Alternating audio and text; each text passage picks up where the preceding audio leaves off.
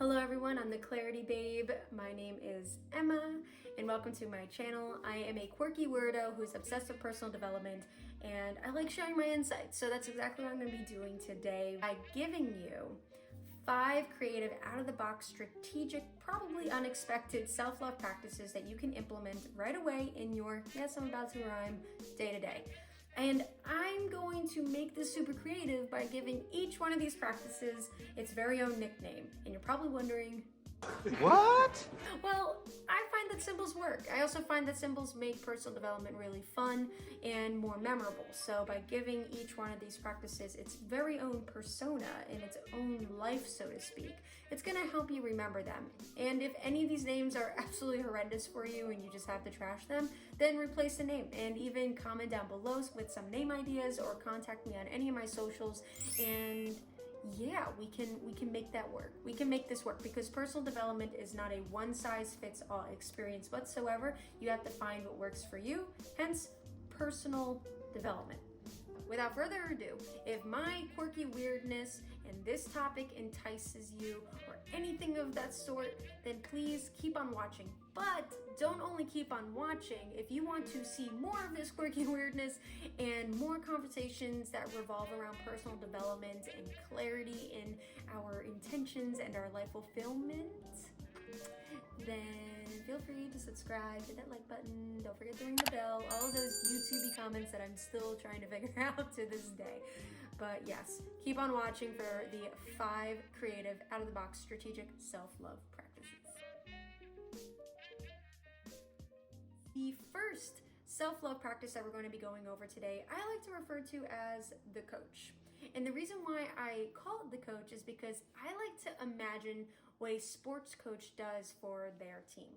They give their team a game plan before they even step out onto the field, because if they don't have some kind of game plan that they can rely on throughout the duration of the game, the likelihood of them succeeding is very slim. I'll put it to you that way, because as a coach, your job is to support your team to success. No matter what the obstacles may be and no matter what the results might even be, if you give your team something to rely on, they are more likely going to learn and grow and succeed.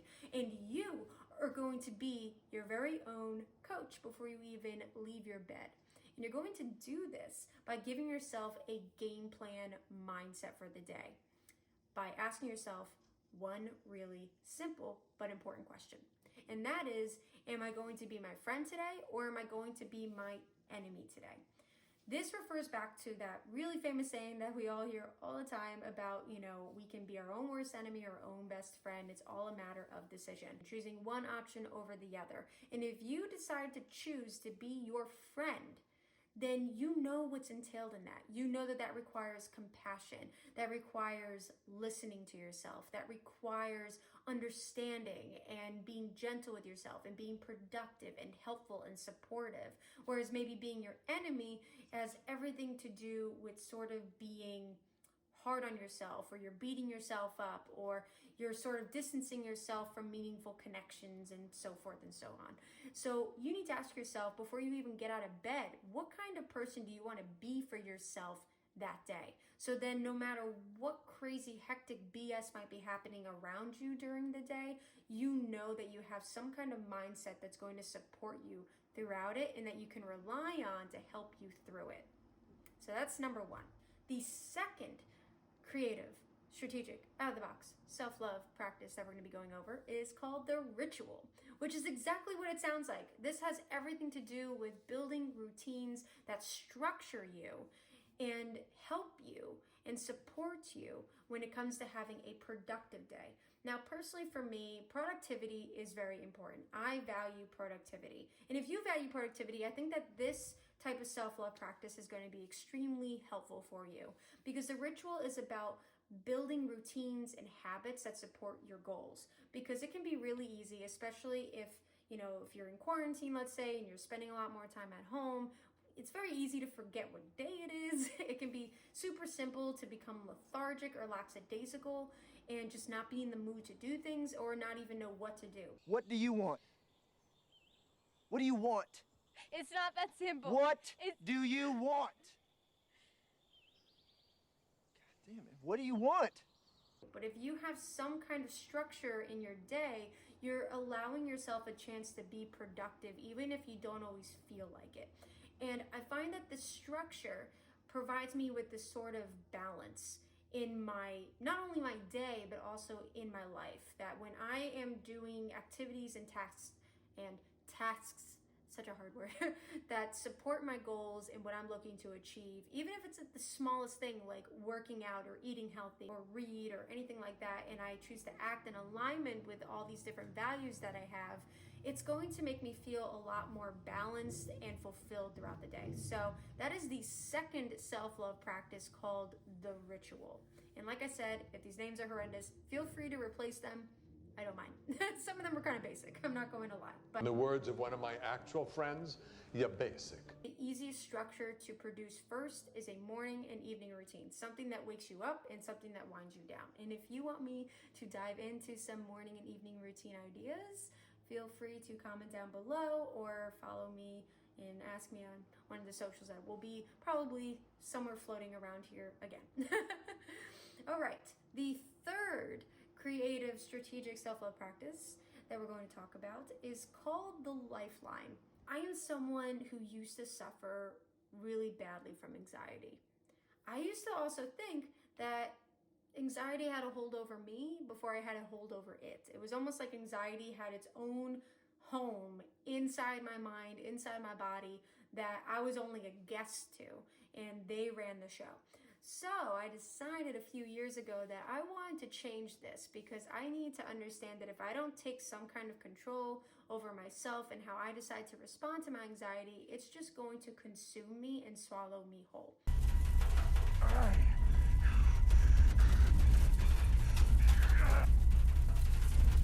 Gravitational pull, I'm losing control. Now, by the way, this is not me saying that you should not go to a psychologist or get professional help, but I'm just giving you tips and tricks on what has helped me, and the Lifeline is that tip and trick. So I call it the Lifeline because I like to think, if I was having anxiety and I was on a game show and I was calling out for some kind of guidance or lifeline, what would I want them to tell me to help me resolve the issue?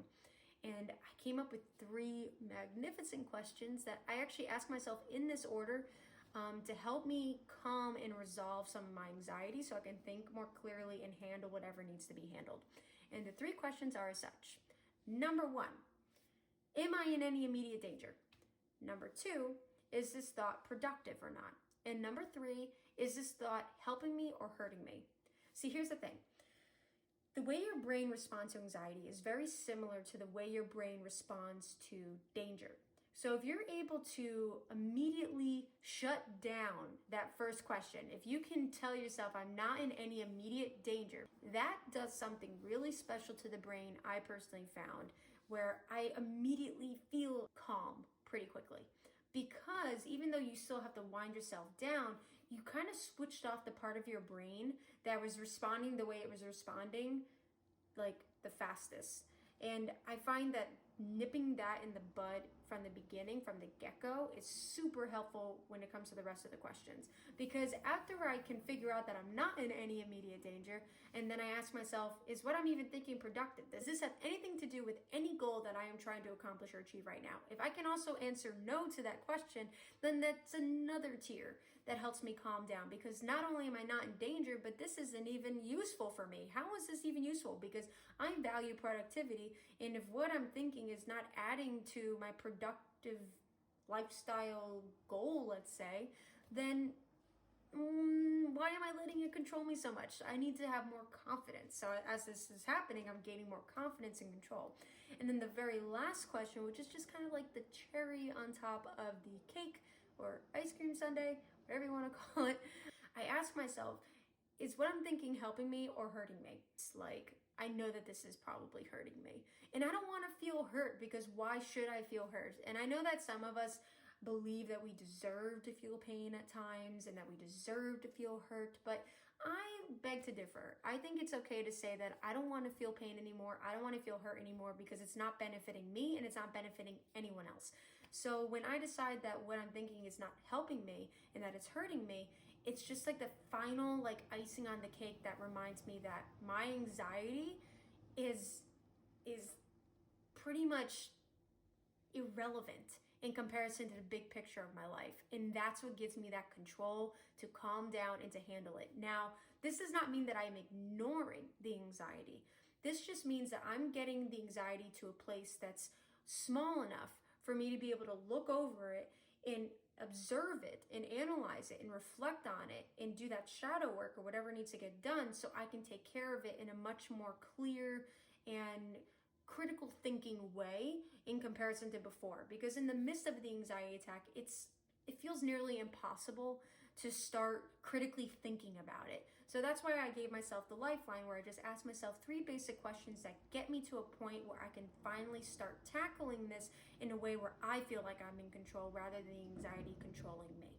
So that is the 3rd practice. We only have 2 more to go. Let's do this. The 4th creative and strategic out-of-the-box self-love practice that we're going to go over is the inner love child. This is in relation to the Lifeline from the point of view that it's all about handling anxiety, which to me is a big part of our lives for many of us, and I think that it definitely deserves some well-valued self-love. A lot of our anxieties are resulted from a lot of childhood or younger aged trauma that caused us pain or hurt, and we develop these coping mechanisms as sort of this reminder that, hey, remember the time when that happened to you, like when you're super young, like now you need to remember that time so then you can do it, handle it in this time, and like you need to think about that time in order to handle this time. One time, a bear came, and then the bear had to be destroyed, which means they shot it in the head with a rifle and killed it, and it died.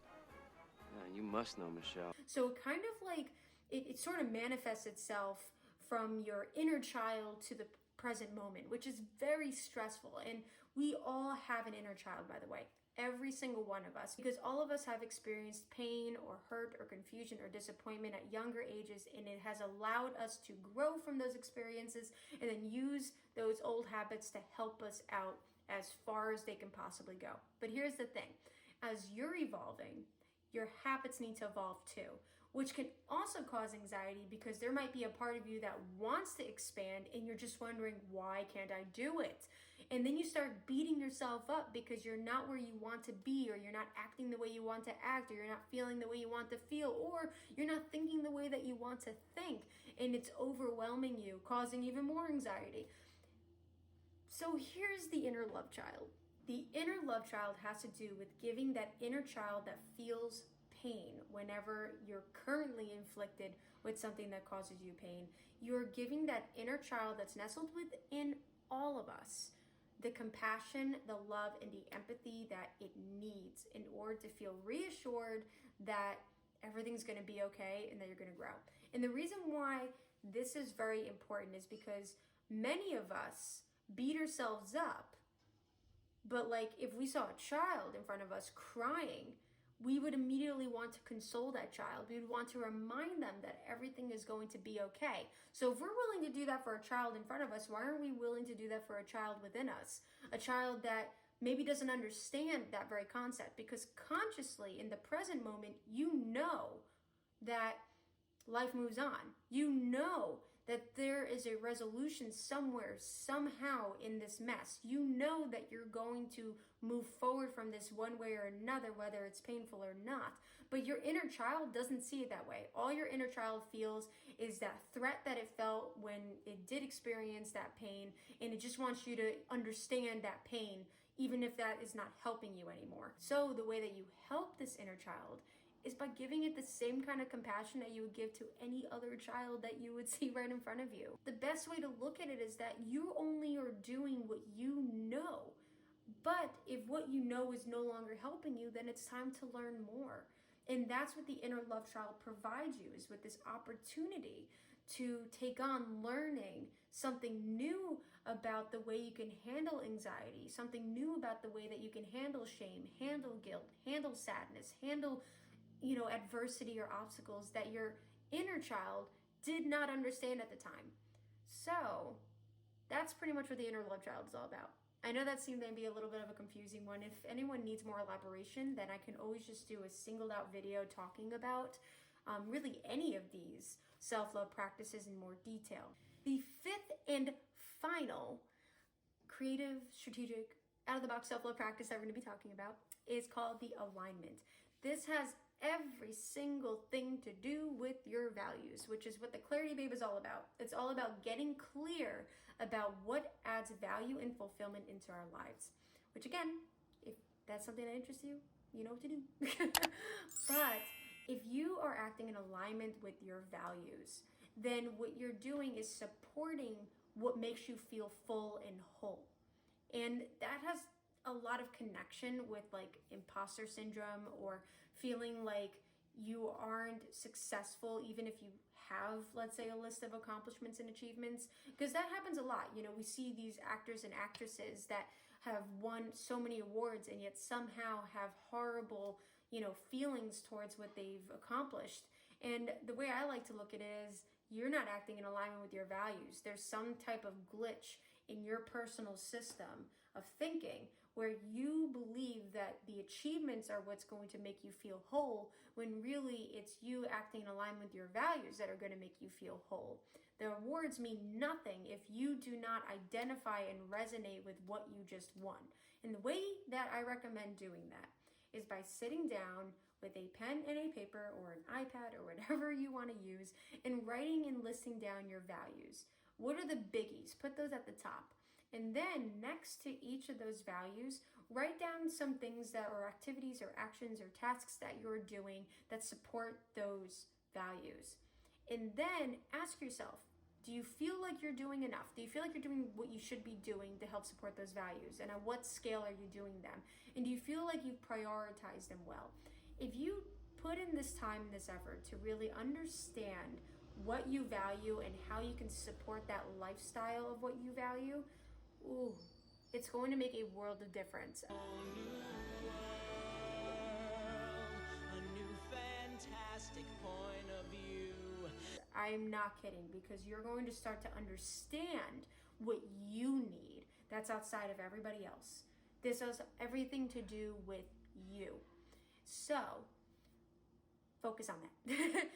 Go take the time, understand your values. If you're not sure what values even are, that's always a video that I can truly discuss. But in the meantime, feel free to go on Google and just look up values. What are different values that people can have?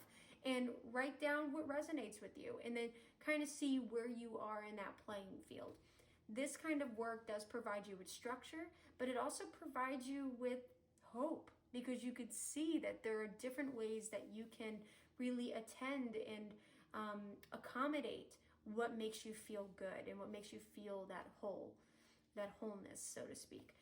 So those are the 5 creative, out-of-the-box, strategic self-love practices that you can implement right away. If anyone needs any more clarity on any of these things, then please let me know. I'm thinking about actually making some kind of opt-in or some type of printout or workbook that you can utilize that helps you to do this. So if I decide to do that, I will link it in the description as well. So definitely keep your eyes open and peeled for that.